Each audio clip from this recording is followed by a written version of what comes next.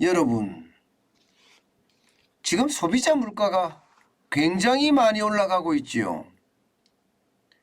뭐 이대로 올라가면 자칫 말입니다. 인플레이션이 너무 높아져서 경제 위기가 오지 않을까 하는 그런 우려감까지 나돌고 있잖아요. 이런 상황에서 말입니다.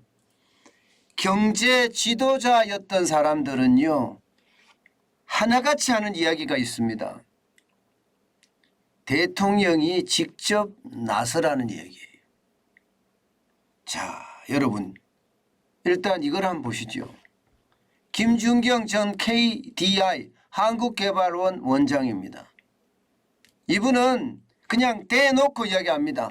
대통령 월급부터 확 줄여 국민들에게 고통 분담을 호소해야 한다. 이렇게 아예 딱 잘라서 이야기했습니다. 그만큼 말입니다.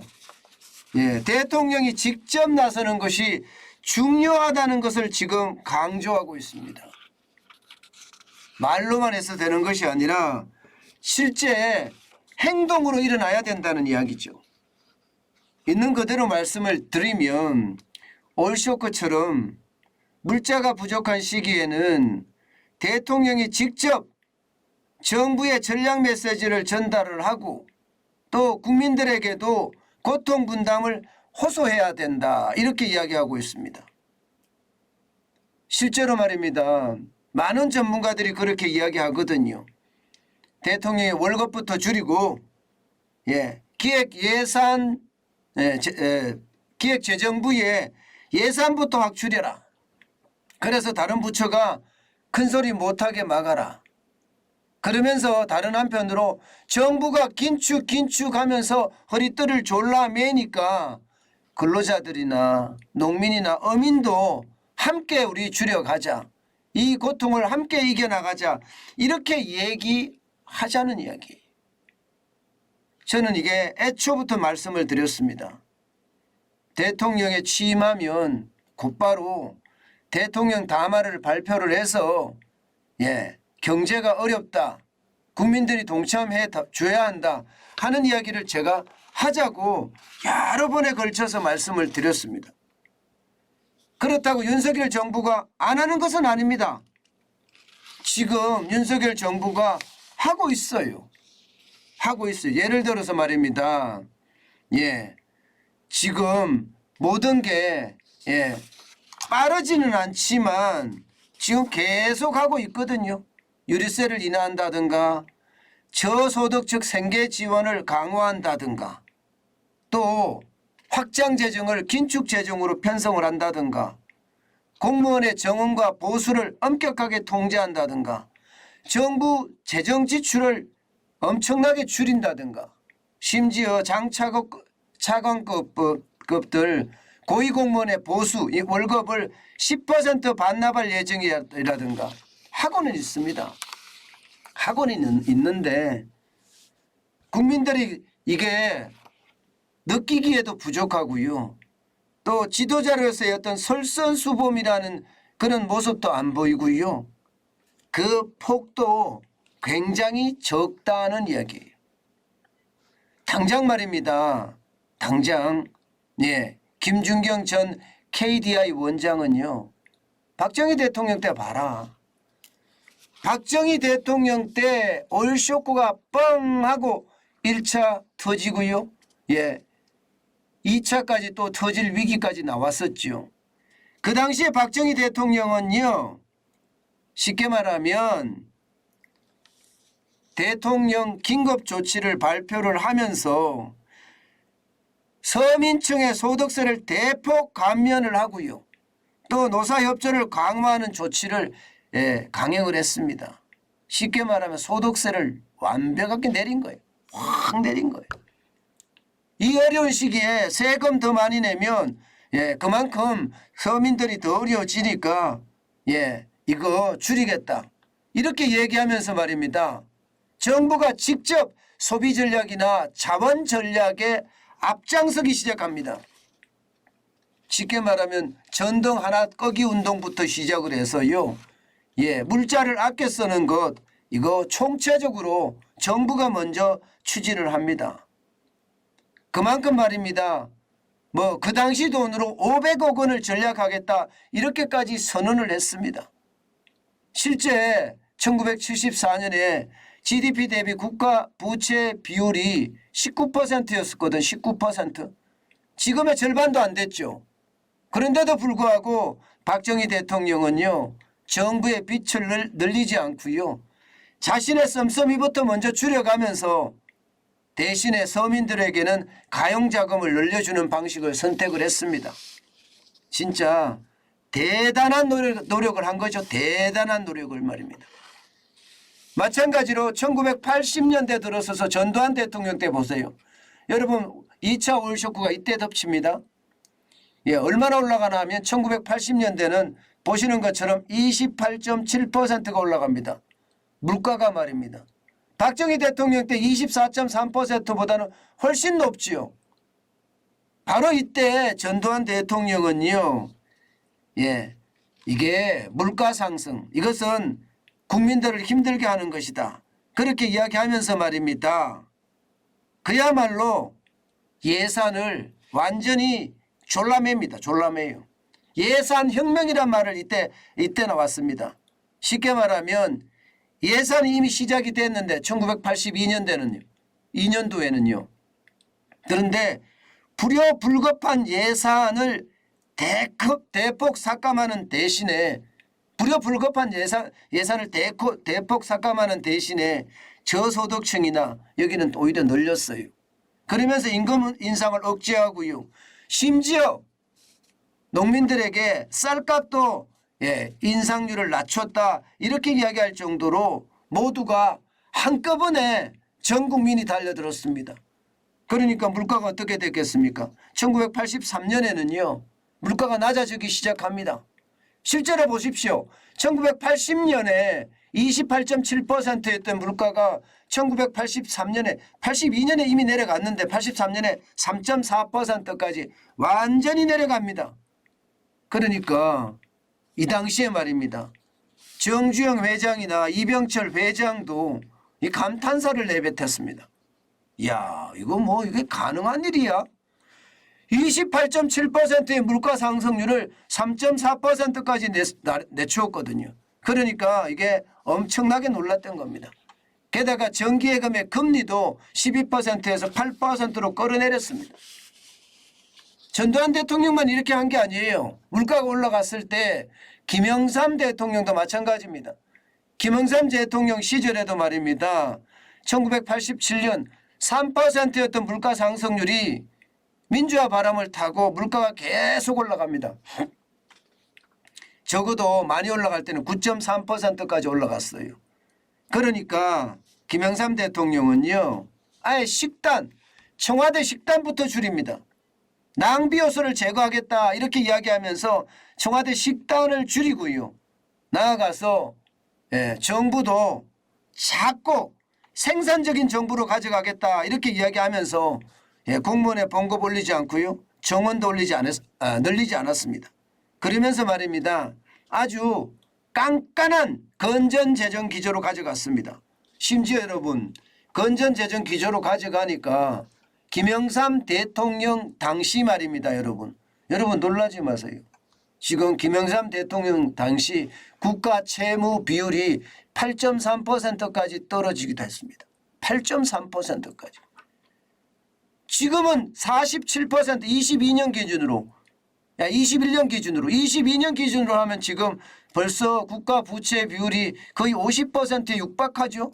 거기에 비하면 김영삼 대통령은 8.3%까지 줄였습니다. 대단한 거죠. 이게 김영삼 정부 말기에 경제정책이 잘못됐든지 또 헤지펀드의 어떤 공격 때문인지 우리가 외환위기를 겪거든요. 나라 재정이 말입니다. 국가 부채 비율이 8.3%까지 떨어뜨려 놨으니까 김영삼 대통령 이후에 외환위기는요. 김대중 대통령이 쉽게 극복할 수가 있었어요. 쉽게 극복할 수가 있었습니다. 그래서 많은 사람들이 이게 김대중 대통령이 외환위기를 극복했다 이렇게 이야기는 하지만 실제로 재정 건전성을 지켜왔던 김영삼 대통령이 그 외환위기를 극복하는 기틀을 다졌다 이렇게까지 이야기를 할 정도입니다. 그만큼 말입니다. 국가 채무 비율을 낮춘 것은요. 우리나라가 외환위기를 극복하는 그런 큰 디딤돌이 됐다 이렇게 이야기할 수가 있는 거죠. 이제 문제는요. 윤석열 정부잖아요. 물가위기 합니다. 그러면 윤석열 정부는 어떻게 할 것인가? 저는 진짜 고민이 많아질 거라고 생각을 해요. 그런데 분명한 것은요. 예상했던 것보다가 개혁적이거나 혁신적인 정책이 안 나온다는 사실입니다. 그것은요 여러분 이게 경제 위기를 더 촉발시킬 뿐이라고 저는 생각을 해요. 오죽했으면 대통령부터 월급을 깎아서 대통령이 직접 절약 메시지를 전달해야 된다 이런 얘기가 나오겠습니까? 오죽하면 말입니다. 제가 여러분들에게 계속 말씀을 드렸습니다. 대통령이 직접 나서야 된다. 마당에 경제 태풍이 와 있다고 이야기하는데 나서지는 않고 그냥 마당에 경제 태풍이 와 있어 이 정도예요. 말뿐인 거죠. 실제로는 경제가 굉장히 위기거든요. 무역 적자 규모 생각을 해보세요. 평생 경험하지 못한 숫자들이 수두룩합니다. 1월에서 8월까지 적자만 하더라도 지금 이대로 가면 뭐 난리가 날 정도입니다. 254억 달러가 넘었잖아요. 연말까지 가면 경상수지까지도 적자가 날지 모른다. 이런 예측까지 나오는 최악의 상황이에요. 이런데도 대통령이 직접 메시지를 전달하지 않는다는 건 결국 말입니다. 물가 위기의 악순환을 방치한다 이런 이야기도 나옵니다. 여러분 지금 물가는요 아주 냉철하고 심도 있게 잡아야 됩니다. 그러려고 하면 대통령이 직접 나설 필요가 있어요. 제가 여러 번 말씀을 드렸습니다. 그 이유가 간단합니다. 보세요. 지금 소비자 물가 상승률 2.5%까지 2021년에 올라갔죠. 임금 상승률 보세요.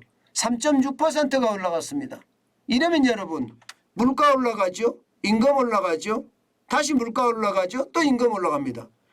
물가가 올라서 임금을 올려달라고 했는데 임금을 올려놓으니까 물가가 또 올라가더라 이거예요. 그럼 또 올라간 물가를 보고 또 임금을 올려달라 한다.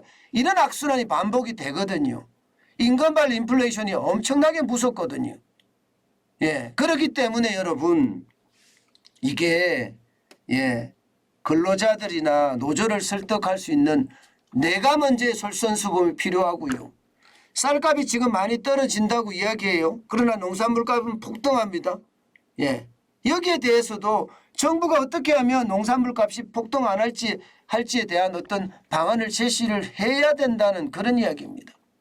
제가 그 방안의 하나로 여러분들에게 말씀을 드렸습니다. 분명히 여기 위에 써 있습니다. 생산성 향상이 답이다. 아마 여러분 대한민국에 한국 생산성 본부라고 있는 거 아세요? 이게 정부 기관이거든요. 한국 생산성 본부 KPC라는 곳이에요. 왜 있을까요? 바로 우리가 물가가 많이 올라갔을 때 생산성을 향상시켜서 이 물가의 위기를 극복했단 말입니다. 박정희 대통령 때도 그랬고요. 전두환 대통령 때도 그랬고요. 김영삼 대통령 때도 그랬습니다. 지금 필요한 것은요. 대통령의 솔선수범과 그리고 위기에 대한 상황 인식 이것을 가지고 정부부터 먼저 허리띠를 강력하게 졸라매고요.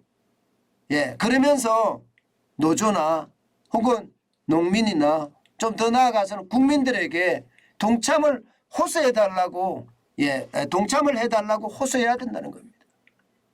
그러면서 말입니다. 한편으로는 생산성을 어떻게 높일 것인가에 대한 고민 굉장히 많이 해야 된다고 생각을 합니다.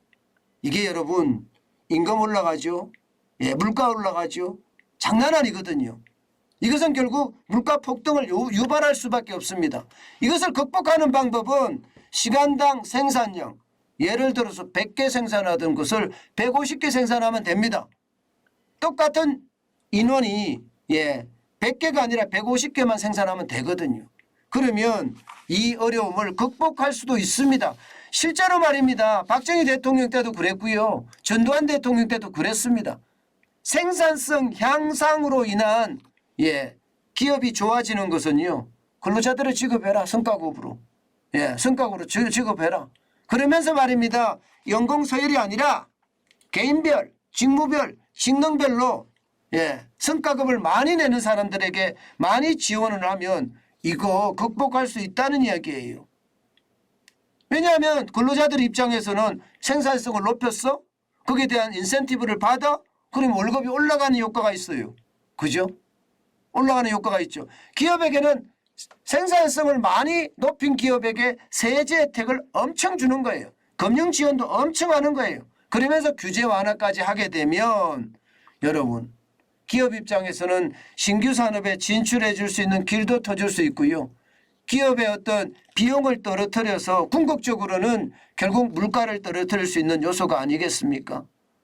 저는 이게 답답한 것이 윤석열 대통령도 말로만 경제 태풍 뭐 이 정도 이야기하는 것처럼 보이고 추경호 경제부총리도 복합이익이 시작됐다고 이야기하는데 도대체 뭐가 어떻게 됐는지 아무도 모릅니다. 근데 참 답답한 게 이런 거예요. 제가 여러분 제가 기자 생활을 오래 하면서 정부의 정책이나 또 현장의 어떤 상황들을 취재를 많이 해봤거든요. 그러면 이게 분위기를 어떻게 끌고 갈 거냐도 굉장히 중요한 겁니다. 경제는 심리라고 했잖아요. 이 심리기 때문에 경제를 잘 끌고 가고 분위기를 잘 끌고 가게 되면 아무리 어려운 위기라도 극복할 수가 있거든요. 그런데 도대체 그런 일이 안 보이니까 좀 답답해 보입니다. 아마 윤석열 대통령의 지지율이 떨어지는 것도 바로 이런 이유 아닐까요? 뭔가 빠르게 개혁과 혁신이 일어날 거라고 생각을 했는데 더뎌도 너무 더디니까 그래서 사람들이 실망한 사람들이 많아지지 않을까 저는 그렇게 생각을 합니다.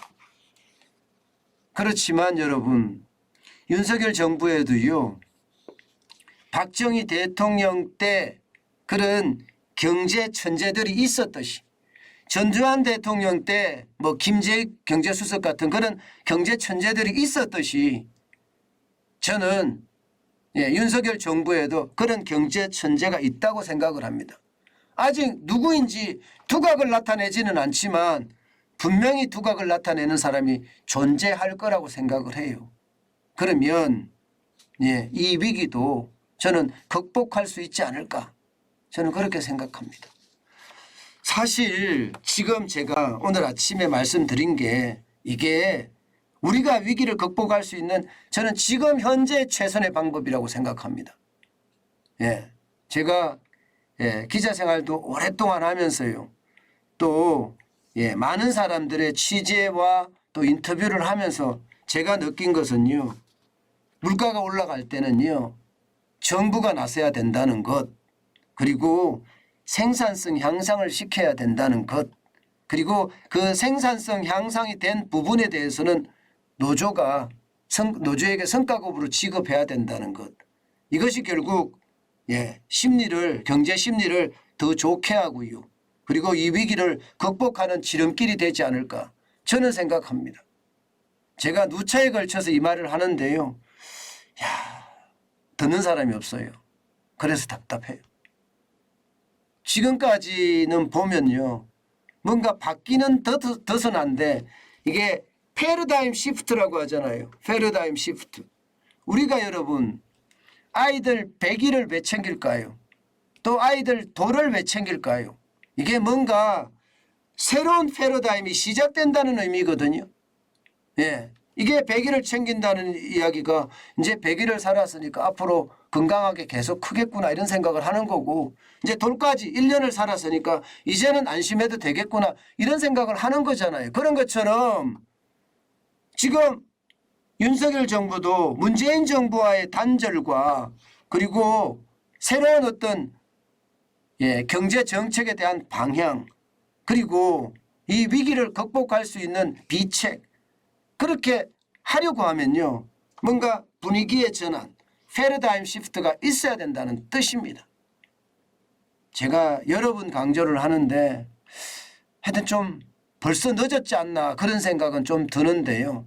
늦었다고 할 때가 좀 빠를 수도 있으니까 더 빨리 저는 대통령이 이 경제에 대해서 제대로 깨닫고 움직여야 된다. 저는 그렇게 생각합니다.